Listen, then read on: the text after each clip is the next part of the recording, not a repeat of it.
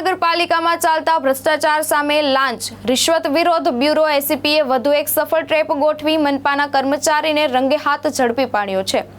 સુરત મહાનગરપાલિકાની વરાછા ઝોન કચેરીમાં આકારણી વિભાગમાં ફરજ બજાવતા વર્ગ 3ના ક્લાર્ક રાકેશ કુમાર ચંદુભાઈ શ્રીમાળીએ ₹3,500ની લાંચ લેતા એસીબીએ ઝડપી પાડી કાયદેસરની કાર્યવાહી હાથ ધરી છે।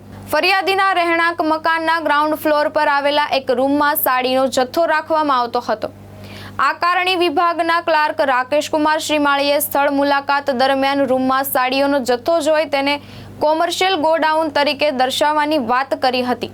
આરોપીએ ફરિયાદીને જણાવ્યું હતું કે જો રૂમને ગોડાઉન તરીકે ગણવામાં આવશે તો તેના પર આશરે ₹12,000 જેટલો વાર્ષિક પ્રોપર્ટી ટેક્સ લાગશે। ત્યારબાદ રહેણાંક વેરો યથાવત રાખવા અને વધારાના વેરામાંથી બચાવવા માટે ₹3,500ની લાંચની માંગ કરી હતી। લાંચ આપવા ઈચ્છુક ન હોવાથી ફરિયાદીએ એસીબીનો સંપર્ક કરી સમગ્ર મામલે ફરિયાદ નોંધાવી હતી।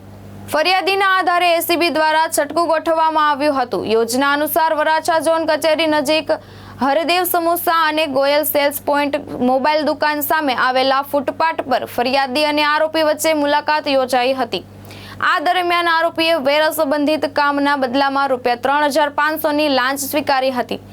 લાંચની રકમ સ્વીકારતા જ આસપાસના વોચમાં રહેલી એસીબીની ટીમે તાત્કાલિક કાર્યવાહી કરીને આરોપીને રંગે હાથ ઝડપી લીધો હતો।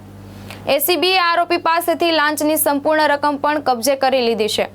સરકારી કર્મચારી તરીકે પોતાના હોદ્દાનો દુરુપયોગ કરી નાગરિક પાસેથી લાંચ લેવાના ગુનામાં આરોપી સામે ભ્રષ્ટાચાર નિવારણ અધિનિયમ હેઠળ ગુનો નોંધી આગળની તપાસ હાથ ધરવામાં આવી છે। ભાવેશ ઉપાધ્યાય, દ્રષ્ટિકોણ ન્યૂઝ, સુરત।